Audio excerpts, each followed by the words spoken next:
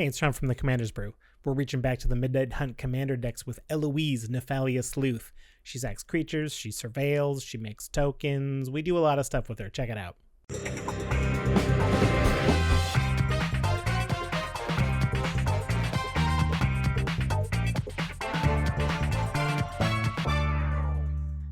This is Eloise, Nephalia Sleuth. Midnight Hunt came and went.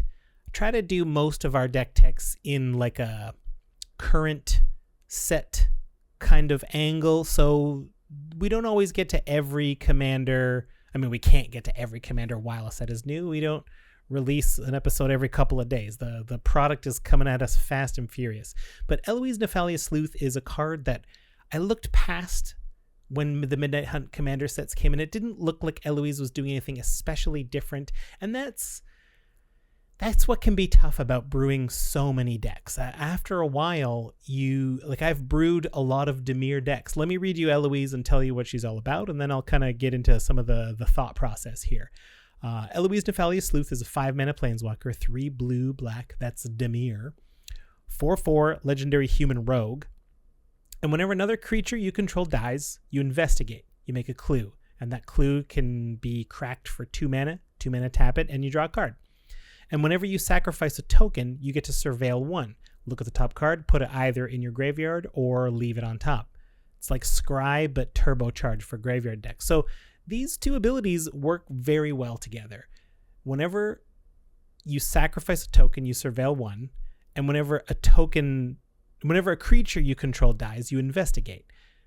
And the clue that you use is sacrifice, so that clue will end up surveilling you. And the timing on that's pretty neat. It's a nice little design there, because you're going to crack the clue, sacrifice the token, and you get that surveil trigger before you actually draw the card. So you can get a little bit of choice of what those clues give you. Nephalia is very good at getting information from clues. That's pretty cool. So obviously, we're looking to make token creatures that we can sack. Whenever you're sacking creatures, you want to be able to... Well, it just wasn't when creatures die, but we're planning on sacking them. And token creatures do double duty. We will get to make a clue for the creature dying, and we will get to surveil 1 for the token creature dying. So Eloise gets a lot done with token creatures. So that's what we're going to do. Let's get into some of the plan. Obviously, if your commander makes clues, Academy Manufactor is going to be big in the deck. It's a 3-mana artifact, assembly worker. This was from Modern Horizons 2, I forget which, but if you would create a clue, food, or treasure token, instead create one of each. So with Eloise out, every time we sack a creature, this is not limited to once per turn. So every time we sack a creature, every time a creature dies, we will create a clue, and as well a food, and as well a treasure. The treasure is kind of the coolest part. I'll give you a spoiler here. We're not going to do anything with the food, really, much. Chance to gain life if you need to, which isn't bad. And I'm happy to have more objects on the game. More little tokens run along. My little sleeve of tokens is going to be enormous to bring to the deck. But Academy Manufactor is great. Another card that would be excellent in this deck, but we're not running for budget reasons, is Pitiless Plunderer. That's the 3 and a black for Human Pirate. So 1/4, whenever a creature you control dies, you make a treasure.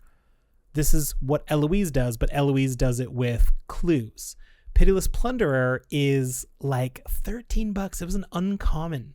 It's like $13 because it doesn't care about token creature or non-token creature. As long as a creature you control dies, you get that treasure. If we have an Academy Manufactor out, it turns Eloise into essentially Pitiless Plunderer, because every time we make that clue, we're also making a treasure.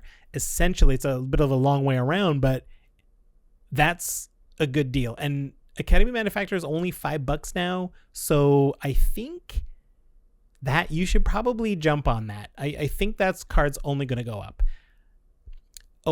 Oh, hello. I'm getting a phone call from me from 6 months from now. Yes, hello, Sean from 6 months from now. Oh, Academy Manufactor is $10. Oh, okay, I see. Oh, let me put you on hold because my call waiting is going on. Does call waiting still exist? I'm getting a call from Sean from a year in the future. Academy Manufactor is now $14, and we're not running it in Commander decks anymore because we're trying to keep budget. Okay, good. So just under 5 now, and I don't think it's going to go any lower. So Academy Manufactor, very cool in this deck. Obviously, clues, cracking them, sacking them. We need to be able to make token creatures. What are some ways we're going to do that?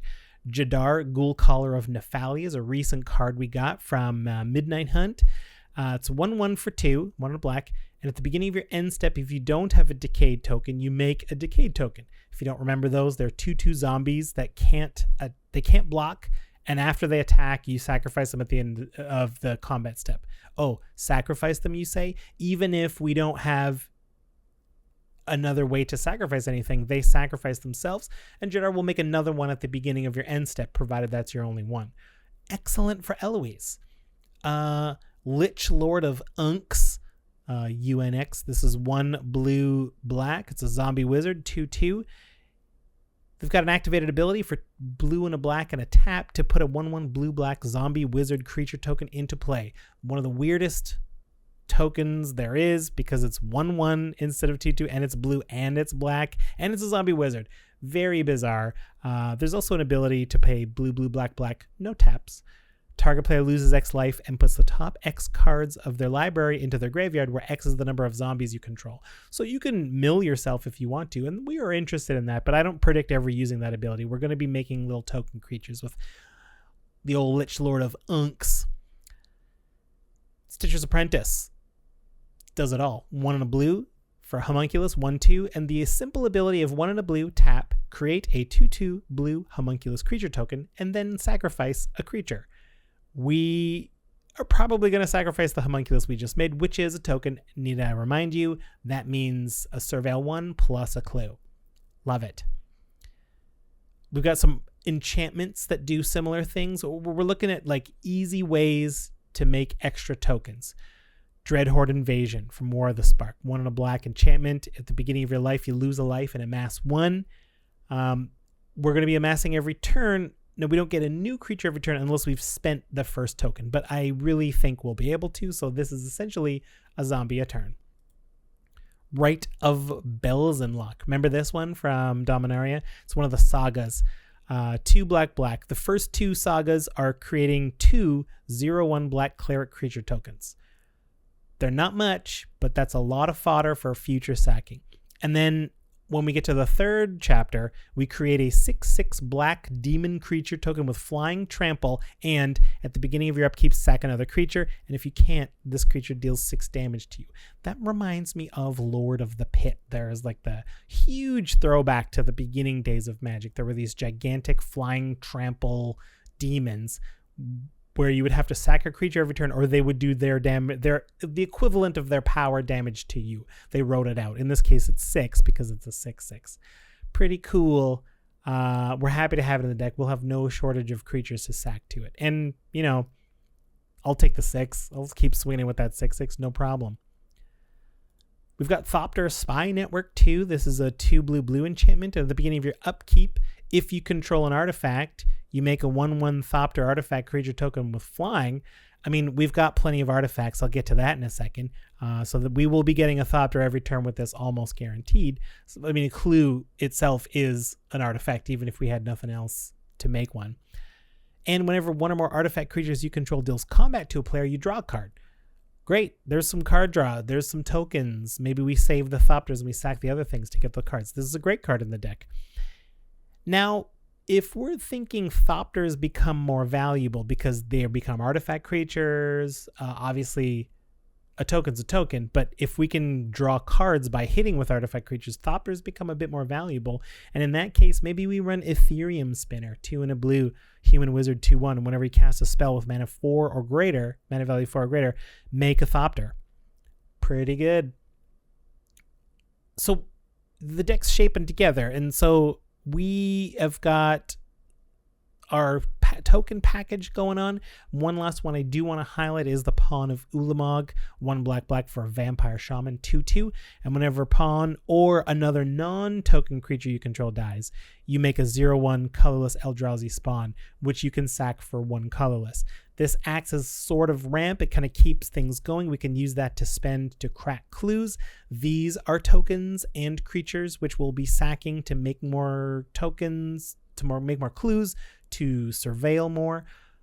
This deck does a lot. If you look at a deck that does a lot of things, this is the deck for you. You're going to do a lot of things. Now let's talk ramp. We need lots of it. We need lots of mana because we can't just operate at the deck's maximum mana value, because we need to be cracking clues. If we're always spending our mana on our cards in our hand, we're never cracking clues. We need as much mana as possible, really. I mean, what deck doesn't? But the ramp that we're going to look at is Artifact Ramp. It's Dimir. That's kind of how you have to look. But since we're doing a lot of surveilling, it's great for graveyard business, right? Our graveyard is more active than average because we're naturally surveilling because of what's in the command zone. So we do want stuff in the graveyard. And if we've got Artifact Ramp and we want stuff in the graveyard, I see no reason in not using a slot. Does that make sense? I see no reason to not spend a slot. In other words, we're running Emery, Lurker, or the Lock. 2 and a blue. Legendary Merfolk Wizard. Costs 1 less for each artifact you control, and when it enters the battlefield, put the top 4 cards of your library into your graveyard. That's good for us. And then you get to choose an artifact card in your graveyard, and you may cast it this turn with a tap ability. So with that in mind, we're already running Artifact Ramp, but we're going to just tune it to kind of work with the theme here. We're going to run Mind Stone, right? It taps for colorless, but you can pay 1, tap it, sack it, draw a card. We're going to run Commander's Fear, also taps and sacks to draw a card. Great to get back with Emery. Dimir Locket, sacks to draw a couple of cards. My personal favorite artifact in the kind of get your mana going category is Renegade Map. I love this card because it's a single mana, so it comes down. It doesn't affect your curve too much. You can still do what you're doing. It enters the battlefield tapped, and at any point, you just tap it, search, sack it, search your library for a land, a basic land, reveal it, put it into your hand, and shuffle your library. It doesn't put it directly into play, but it does you no harm just sitting there. You just leave it there, and the turn you can't play another land, you crack it and play another land. This keeps you going. It just gets you one further. It's like when Mario jumps off of Yoshi. There's that amazing cartoon where you do the Yoshi jump, but you don't quite make the next mushroom, the little mushroom platform. So then Mario jumps off of Yoshi, sacrificing Yoshi, throwing him into the abyss, but Mario makes it to the end. Someone drew that out with very angry Yoshi, and Mario just didn't care. Mario's ruthless. But that's kind of what it feels like, where you're just like, you just get that extra push for that last little bit. Very nice. So great. That's part of our artifact ramp. And I want to highlight, while I was goofing around testing this deck, I did something that I've never actually done before. I must have talked about this before. This can't be brand new. Many of you probably have done this 1,000 times, but I was looking at running Treasure Map, right? Treasure Map is that 2-mana artifact. You pay 1 and you scry 1, you put a counter on it. And then once you get 3 counters, you flip it over into a treasure trove. You also make 3 treasures. Treasure Cove, it's called. So it becomes a colorless land. So it turns into land. It's sort of ramp because now you have more mana to deal with. But you also get to sack a treasure to draw a card. You can use the treasures that you generated off of this, but I mean, we don't have a ton of ways to get treasure, but if Academy Mana Factor's out, we probably have a ton of treasure. So I'm happy to spend 1 to draw a card every turn. It's excellent. But here's the cool thing. Once you've turned it into a treasure cove, what about something like Guildless Commons? These are the bounce lands that I run in most decks because I try to build budget decks. If you don't brew on a budget, maybe you skip these for the most part. But Guildless Commons, the Dimir Aqueduct, it's another one of these. It comes down, you have to return a land from the battlefield to your hand, but it taps for 2. In this case, 2 colorless. I put a treasure cove back in my hand and cast it again as a treasure map and got to do more scrying. Scrying on top of surveilling, on top of making clues. You get a lot of looks with this deck if you want to spend the mana for it. That's just a cool little thing that I've never done before. I was happy to do it. I hope you get to do that too. We're sacking creatures. Obviously, we have to look towards the skeletons. It's time for Skeleton Talk. going to take a minute and ask the question, Wizards, please. Give me more reassembling skeletons. Wizards, please. Until you start brewing decks and you start looking for a thing, then you start to realize there are so few actual cards in the 410,000 Magic cards that are out that do this. Reassembling skeleton, 1 and a black, 1/1 skeleton warrior. Here's the key. 1 black, return reassembling skeleton from your graveyard to the battlefield tapped. 2 mana. It's in my graveyard. Maybe I've surveilled it. Maybe I've milled it. It's good for a deck that uses the graveyard a lot. It's good for sacking. It's perfect for this deck. So I'm like, well, there must be a lot of creatures that do something similar. In fact, I recall that we just got Persistent Specimen from the newest set here. It's a single black to make a skeleton, but it costs you 1 more to bring back. 2 and a black, return it to the graveyard, from the graveyard to the battlefield tapped.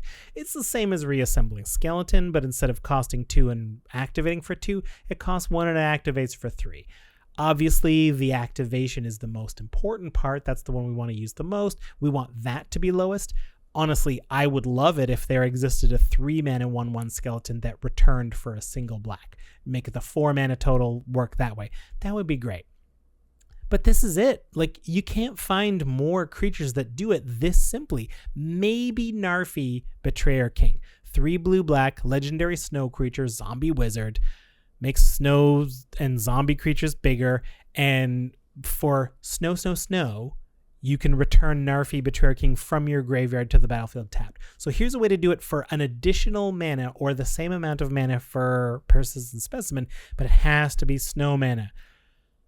So we've got 14 basic islands and 13 basic swamps in this deck. So right, and that goes up from, I don't know, free to about $1 a swamp and $1.25 an island minimum to put snow. So if you want to put Narfi in, it costs you $30 in basics. So that's actually a bit of a discount if you're already using super expensive duels and everything. So I mean, it depends how you brew your mana bases, but that's it. Those are the only creatures that just come back for paying a bit of mana and they come to the battlefield tapped. No extra conditions, no extra things.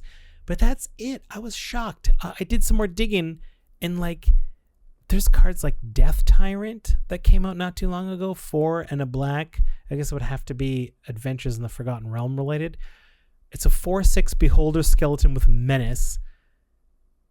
And whenever an attacking creature you control or a blocking creature an opponent controls dies, you make a 2/2 black zombie creature token. Pretty good, but you return it from your graveyard to the battlefield tapped for 6 mana, 5 and a black. I can't be paying 6 mana for this to show up. I just can't. It just doesn't make sense. I need another little skeleton. What about Nim Devourer? 3 black for a zombie 4/1. This is from Shadowmoor, I think. Gets +1/+0 for each artifact you control. That seems good. It would be big, like a 10/1, a 12/1. However, black, return Nim Devourer from your graveyard to the battlefield, then sacrifice a creature. Play this ability only during your upkeep. Only during your upkeep. Like, hell, even sorcery speeds just kind of like, I don't want to do it, but only during your upkeep. Come on, before you even draw your card for the turn. All of those things, all those old cards that only let you do things during your upkeep were so insulting. It's like, we're gonna let you untap, and then you can pay your mana to do this before you even see the card you get for the turn. So you don't even get to make your plan. Like, your plan might change, but you have to commit already to this. What a terrible day for like a terrible era for like activated abilities only during your upkeep. I don't know. We've got Silver Smoked Ghoul. That's like 2 and a black for a zombie vampire 3/1. It comes back at the beginning of your end step. So you can't do this on an opponent's turn. It has to be your turn, and only if you've gained 3 or more life this turn. It comes back automatically for free, which I guess is a good thing, but you got to jump through a couple of hoops to make that happen. I don't think it's good. You know, back to skeletons, right? Even Sanitarium Skeleton, it's a single black, and for 2 and a black, you return it from your graveyard to your hand. So it's 4 mana to cycle the whole time. And since it's coming to your hand, you can't do it on your opponent's turn. Yeah, you can return it to your hand on your opponent's turn, but you can't get it onto the battlefield again.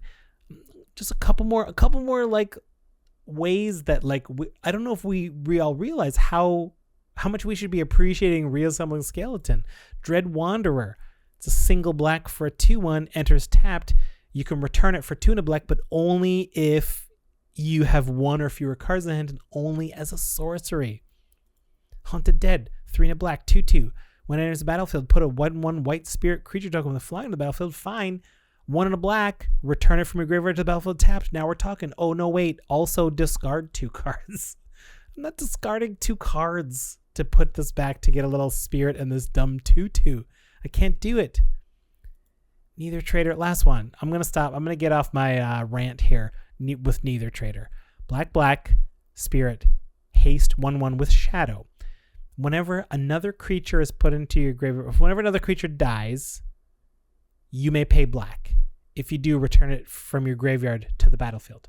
Not tapped. However, it has shadow, so it can't block anything that doesn't also have shadow. So whether it's tapped or untapped is kind of irrelevant.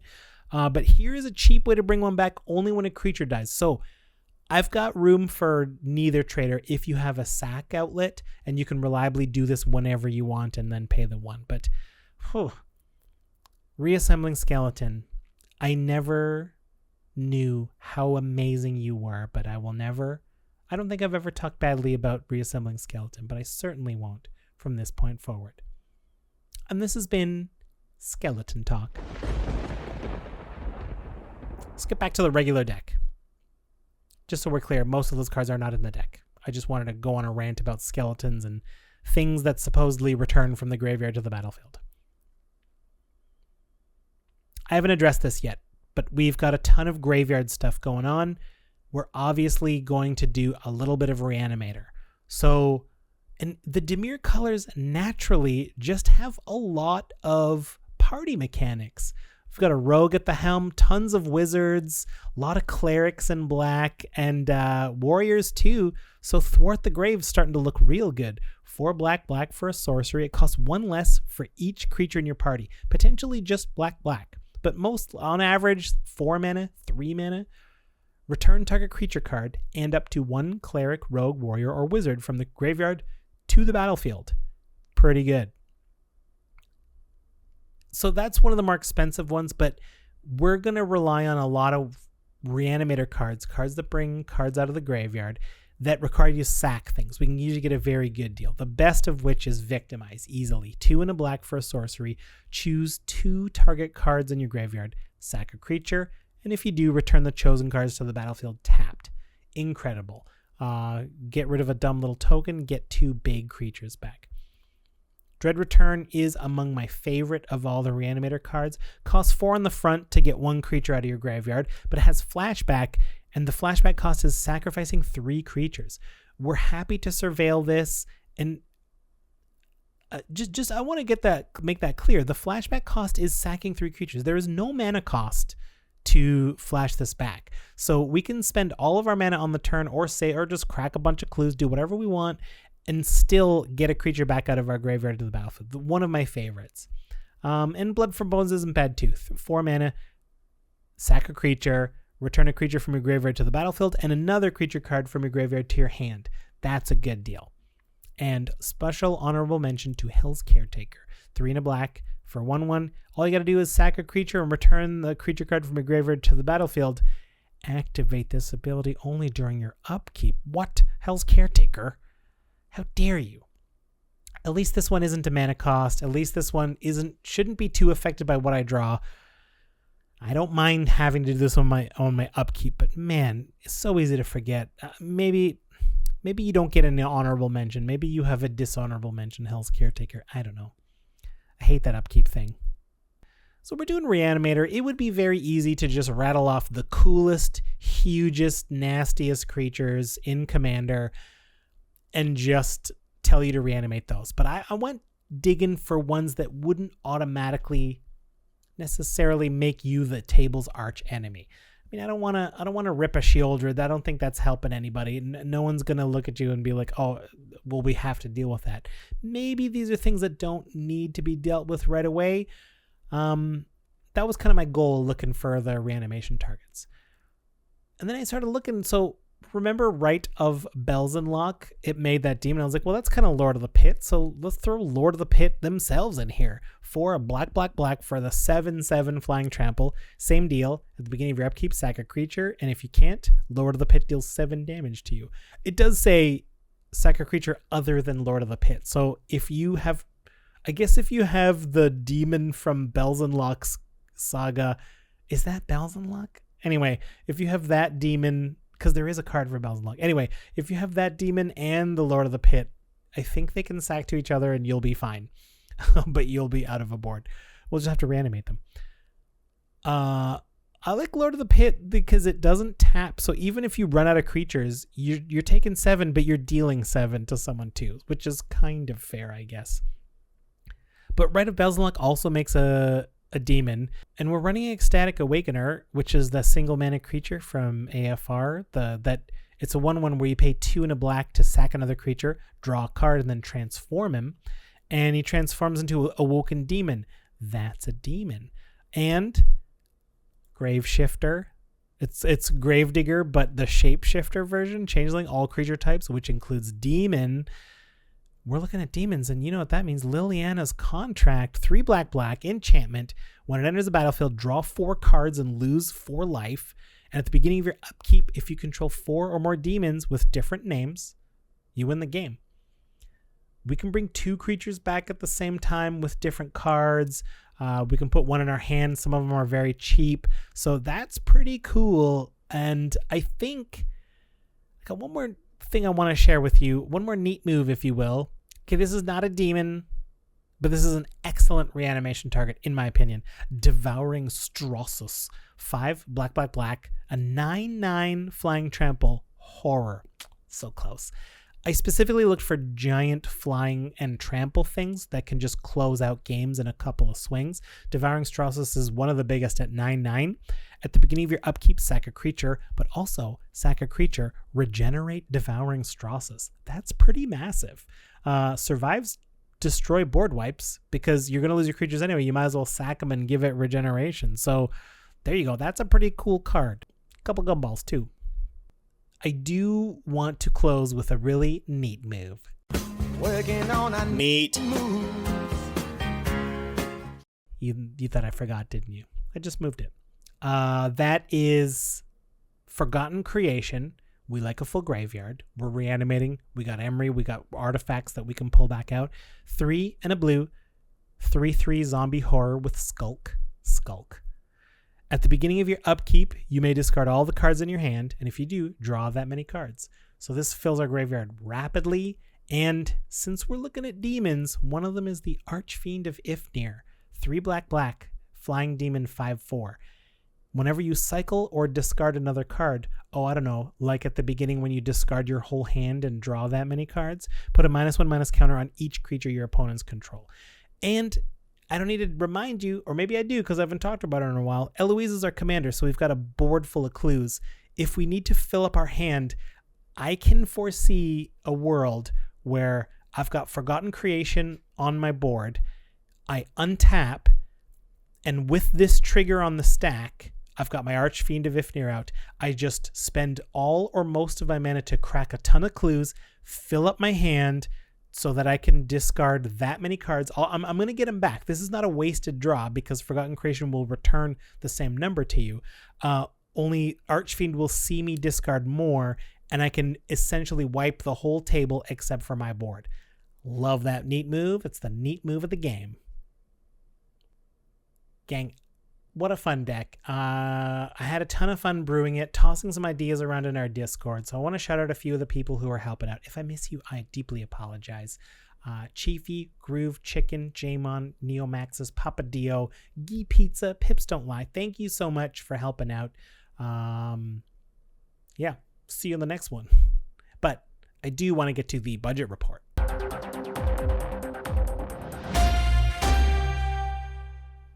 We came in pretty cheap. We did it for $110 TCG mid, or the low is $73. And I was shocked to learn that the most expensive card at $20 is Lich Lord of Unks. It makes a weird token. That token also kind of aggravates my sensibilities. I like my zombies to be 2/2 and a single color. When a token is too weird, like it's black and blue and it's a zombie wizard, I already hate that. So this is a $20 card, so feel free to cut it, drop it by $20, bring it to under $100 easily. So that aside, we're now under $100, and then the real most expensive card would be Treasure Map. Treasure Map is $7. That's a little bit more than I want for just something that helps with our mana. It doesn't really synergize a ton. I mean, I love bouncing with the bounce lands once it flips, but we can cut it. Talisman of Dominance is also $7, and it was in the Midnight Hunt Commander deck. I think it was in Eloise's very deck. I don't know. That just seems like too much. We're obviously crying for reprints of 2-mana artifacts that make a mana. This one makes the mana of your colors and deals damage to you, but I don't think it's worth $7. I don't know. I don't believe that your mana base, lands, and artifacts should cost the most of your deck. I get why, supply and demand. But anyway, I've ranted enough about skeletons. I'm not going to rant about reprints. Thanks for watching, everybody. Please tune in next time where we're going to talk about a different deck and have a pretty interesting brew about it. What will I rant about then? I don't know.